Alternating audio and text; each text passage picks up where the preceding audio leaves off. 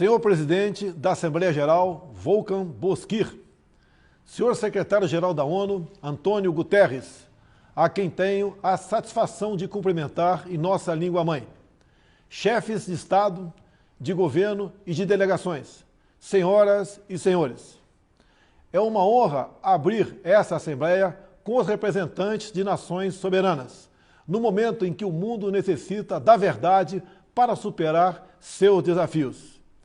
A Covid-19 ganhou o centro de todas as atenções ao longo deste ano e, em primeiro lugar, quero lamentar cada morte ocorrida.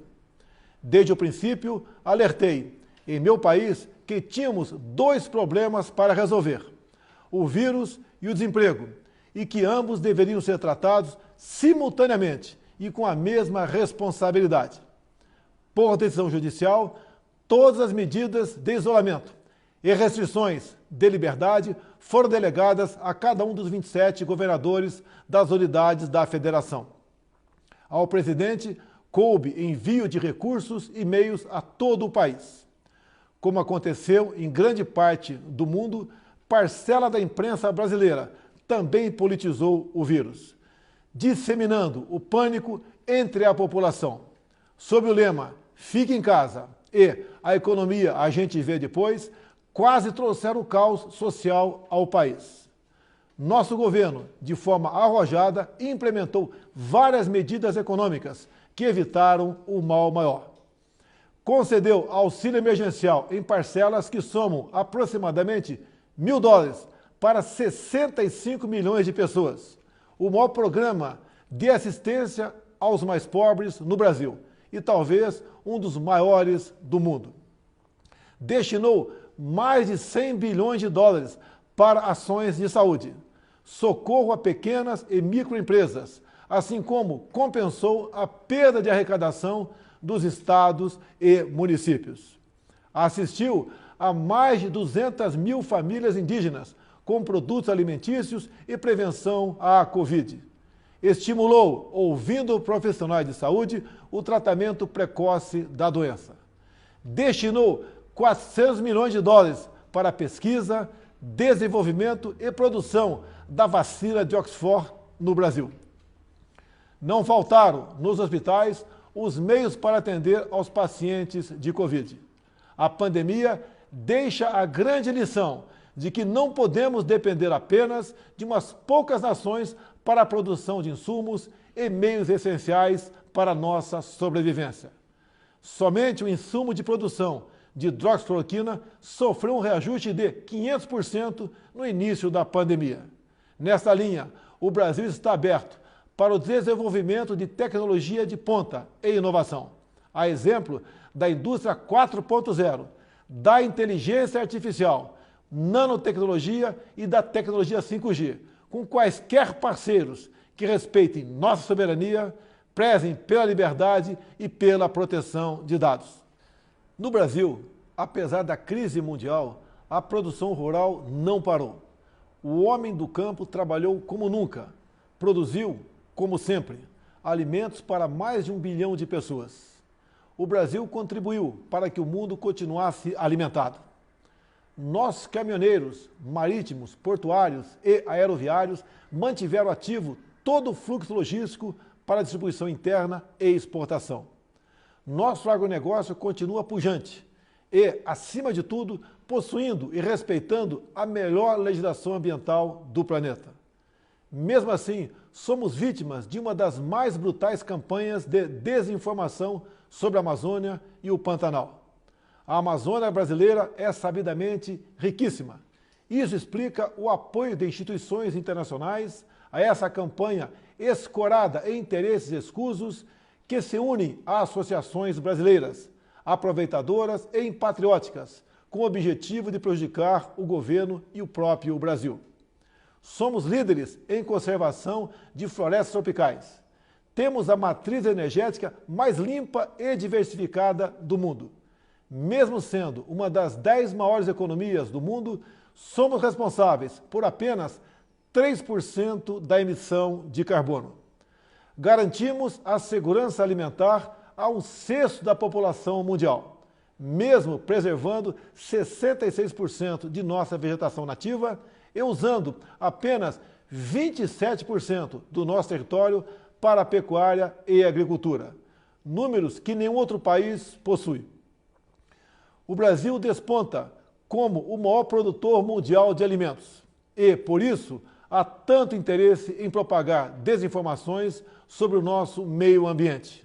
Estamos abertos para o mundo naquilo que melhor temos para oferecer, nossos produtos do campo. Nunca exportamos tanto. O mundo cada vez mais depende do Brasil para se alimentar. Nossa floresta é úmida e não permite a propagação do fogo em seu interior. Os incêndios acontecem praticamente nos mesmos lugares, no entorno leste da floresta, onde o caboclo e o índio queimam seus roçados em busca de sua sobrevivência em áreas já desmatadas. Os focos criminosos são combatidos com rigor e determinação. Mantenho minha política de tolerância zero com o crime ambiental. Juntamente com o Congresso Nacional, buscamos a regularização fundiária, visando identificar os autores desses crimes. Lembro que a região amazônica é maior que toda a Europa Ocidental. Daí a dificuldade de combater não só os focos de incêndio, mas também a extração ilegal de madeira e a biopirataria. Por isso, estamos ampliando e aperfeiçoando o emprego de tecnologias e aprimorando as operações interagências, contando, inclusive, com a participação das Forças Armadas.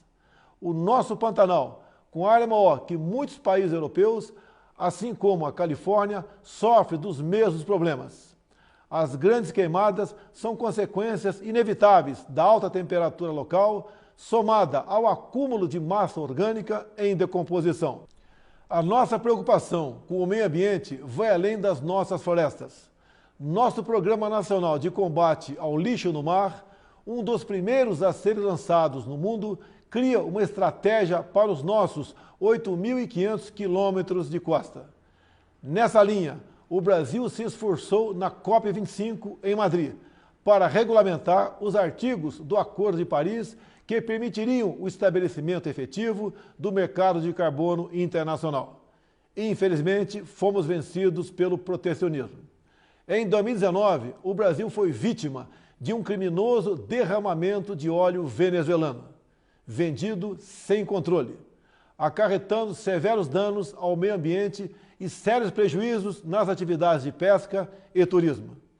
O Brasil considera importante respeitar a liberdade de navegação estabelecida na Convenção das Nações Unidas sobre o Direito do Mar. Entretanto, as regras de proteção ambiental devem ser respeitadas e os crimes devem ser apurados com agilidade, para que agressões como a ocorrida contra o Brasil não venham a atingir outros países. Não é só na preservação ambiental que o país se destaca. No campo humanitário e dos direitos humanos, o Brasil vem sendo referência internacional pelo compromisso e pela dedicação no apoio prestado aos refugiados venezuelanos, que chegam ao Brasil a partir da fronteira no estado de Roraima.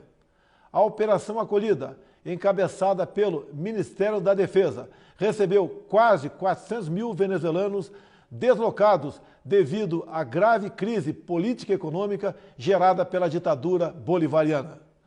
Com a participação de mais de 4 mil militares, a Força-Tarefa Logística Humanitária busca acolher, abrigar e interiorizar as famílias que chegam à fronteira. Como um membro fundador da ONU, o Brasil está comprometido com os princípios basilares da Carta das Nações Unidas: paz e segurança internacional, cooperação entre as nações, respeito aos direitos humanos e às liberdades fundamentais de todos. Nesse momento em que a organização completa 75 anos, temos a oportunidade de renovar nosso compromisso e fidelidade a esses ideais. A paz não pode estar dissociada da segurança. A cooperação entre os povos não pode estar dissociada da liberdade. O Brasil tem os princípios da paz, cooperação e prevalência dos direitos humanos inscritos em sua própria Constituição. e, tradicionalmente, contribui, na prática, para a consecução desses objetivos. O Brasil já participou de mais de 50 operações de paz e missões similares, tendo contribuído com mais de 55 mil militares, policiais e civis, com participação marcante em Suez, Angola, Timor-Leste, Haiti, Líbano e Congo. O Brasil teve 2 militares premiadas pela ONU na missão da República Centro-Africana, pelo trabalho contra a violência sexual. Seguimos comprometidos com a conclusão dos acordos comerciais firmados entre o Mercosul e a União Europeia e com a Associação Europeia de Livre Comércio. Esses acordos possuem importantes cláusulas que reforçam nossos compromissos com a proteção ambiental. E meu governo, o Brasil, finalmente abandona uma tradição protecionista e passa a ter, na abertura comercial, a ferramenta indispensável de crescimento e transformação. Reafirmo nosso apoio à reforma da Organização Mundial do Comércio, que deve prover disciplinas adaptadas às novas realidades internacionais. Estamos igualmente próximos do início do processo oficial de acessão do Brasil à OCDE. Por isso, já adotamos as práticas mundiais mais elevadas em todas as áreas, desde a regulação financeira até os domínios da segurança digital e da proteção ambiental. No meu primeiro ano de governo, concluímos a reforma da Previdência e, recentemente, apresentamos ao Congresso Nacional 2 novas reformas, a do sistema tributário e a administrativa. Novos marcos regulatórios em setores-chave, como o saneamento e o gás natural, também estão sendo implementados. Eles atrairão novos investimentos, estimularão a economia e gerarão renda e empregos. O Brasil foi, em 2019, o 4º maior destino de investimentos diretos em todo o mundo. E, no primeiro semestre de 2020, apesar da pandemia, verificamos um aumento de ingresso de investimentos em comparação com o mesmo período do ano passado. Isso comprova a confiança do mundo em nosso governo. O Brasil tem trabalhado para, em coordenação com seus parceiros sul-atlânticos, revitalizar a zona de paz e cooperação do Atlântico Sul. O Brasil está preocupado e repudia o terrorismo em todo o mundo. Na América Latina, continuamos trabalhando pela preservação e promoção da ordem democrática como base de sustentação indispensável para o progresso econômico que desejamos. A liberdade é o bem maior da humanidade. Faço um apelo a toda a comunidade internacional pela liberdade religiosa e pelo combate à cristofobia. Também quero reafirmar minha solidariedade e apoio ao povo do Líbano pelas recentes adversidades sofridas. Cremos que o momento é propício para trabalharmos pela abertura de novos horizontes, muito mais otimistas para o futuro do Oriente Médio. Os acordos de paz entre Israel e os Emirados Árabes Unidos e entre Israel e o Bahrein, 3 países amigos do Brasil, com os quais ampliamos imensamente nossas relações durante o meu governo, constitui excelente notícia. O Brasil saúda também o plano de paz e prosperidade lançado pelo presidente Donald Trump, com uma visão promissora para, após mais de 7 décadas de esforços, retomar o caminho da tão desejada solução de conflito israelense-palestino. A nova política do Brasil de aproximação simultânea a Israel e aos países árabes converge com essas iniciativas, que finalmente acende uma luz de esperança para aquela região.